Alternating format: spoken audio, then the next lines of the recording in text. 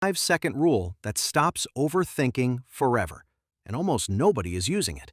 By the end of this, you are going to know exactly how to shut down that endless mental loop, make faster decisions, and finally feel calm inside your own head. And the last thing I am going to share with you, it is the one technique that neuroscientists say actually rewires how your brain handles stress. But we will get there. First, let me ask you something. Have you ever laid in bed at night replaying a conversation you had 6 hours ago, changing what you said, imagining what you should have said, running it over and over like a broken movie? You are not alone. A study from the University of Michigan found that 73% of adults between 25 and 35 consistently overthink, and over 50% of people between 45 and 55 do too. That means most of us are stuck inside our own heads way more than we realize. And here is what makes it dangerous. Overthinking does not feel like a problem. It feels like thinking. It disguises itself as being careful, being responsible, being prepared. But what it really does is steal your time, drain your energy, and keep you frozen in place. So here is exactly how to break free from it, step by step. The first thing you need to understand is the 5-second rule itself. When you catch yourself spiraling, replaying, worrying, second-guessing, you count backward. 5, 4, 3, 2, 1. And then you move. You physically do something. Stand up, send the text, open the document, say the thing out loud. The reason this works is because overthinking lives in your prefrontal cortex, the planning and decision-making part of your brain. But when you count backward and move, you activate a completely different part of your brain. You interrupt the loop. You break the circuit. So today, the next time you catch yourself stuck in a thought spiral, count 5, 4, 3, 2, 1 out loud and take one physical action, even if it is just standing up. That alone changes the pattern. But the next one? This is where it starts to click. The second thing is to set a decision deadline. Overthinking loves open-ended timelines. If you give yourself all day to decide what to eat for dinner, you will spend all day thinking about it. So give yourself a hard limit. For small decisions, what to wear, what to reply, where to eat, give yourself 60 seconds. For medium decisions, whether to take on a project, how to respond to a tricky email, give yourself 24 hours. For big decisions, career moves, relationships, major purchases, give yourself 72 hours. After that deadline, you go with your gut and you do not look back. The action step here is simple. The next decision you face today, set a timer on your phone. When it goes off, you choose. Done. Now here is something fascinating. Researchers at Stanford published a study showing that people who were given less time to make decisions actually reported being happier with their choices than people who were given unlimited time. Let that sink in. More time to think does not mean better choices. It means more doubt. Okay, number 3 might surprise you.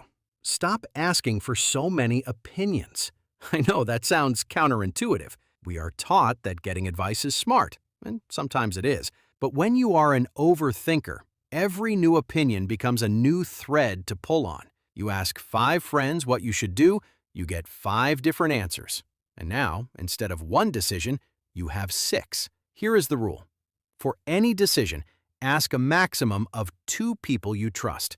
That is it, 2. And they should be people who know you well, not just people who will tell you what you want to hear. Today, think about who your 2 people are. Know them in advance so you do not have to think about it in the moment. Now, number 4 is the one most people have never heard of, and it is honestly one of the most powerful. It is called worst-case scripting. When you are spiraling about a decision, your brain is usually terrified of some vague, shadowy, bad outcome. It is not even a specific fear. It is just this fog of, what if it goes wrong? So here is what you do. Grab a piece of paper or open your notes app and write down the absolute worst thing that could happen. Be specific, not "it could go badly." Write the actual worst case. Then ask yourself 2 questions. Can I survive this? And what would I do if it happened? 9 times out of 10, when you write it out, the worst case is survivable. And the moment you realize that, the fear loses its grip. Your action step? The next time you are stuck on a decision, write the worst case in one sentence. Then write your comeback plan in one sentence. That is it. 2 sentences and the fog clears. Here is a quick story that brings this home. There was a woman who spent 3 months deciding whether to leave her job. 3 months of sleepless nights, stomach aches, asking everyone she knew. Finally, she sat down and wrote, "Worst case. I leave, the new job does not work out, and I have to find another one in 6 months." Then she wrote her plan. I would update my resume and start interviewing immediately. She realized the worst case was just being uncomfortable for a little while. She made the decision that afternoon. 3 months of overthinking, solved in 10 minutes with a pen and paper. All right, number 5. And this one is going to sound almost too simple, but do not skip it. Move your body. I am not talking about training for a marathon. I mean, when you are caught in a thought loop, get up and walk for 10 minutes. Stretch, do jumping jacks, anything. Here is the science. When you overthink, your body produces excess cortisol. That is your stress hormone. Physical movement burns through that cortisol and releases endorphins, which literally change your brain chemistry in minutes. You cannot think your way out of overthinking, but you can walk your way out of it. If you are someone who wants to stop overthinking, save this technique. Anytime you feel the spiral starting, set a timer for 10 minutes and move. Walk around the block. That is your emergency reset button. So let me pull this all together for you. You now have the 5-second countdown to break the loop, decision deadlines to stop endless deliberation, a 2-person limit on opinions, worst-case scripting to kill vague fear, movement to reset your brain chemistry. Whew, that is not just a list of tips. That is a complete system. Picture this. A week from now, you are facing a decision that would normally keep you up at night. But instead, you count down from 5. You check in with your 2 trusted people. You write out the worst case and realize it is manageable, and you make the call. And then you sleep like a rock. That version of you is not some distant fantasy. Drop a comment right now and tell me which one of these you are going to try first. And if you know someone who is stuck in their own head right now, a friend, a sibling, a coworker, send them this video. It might be exactly what they need to hear today. Here is the truth.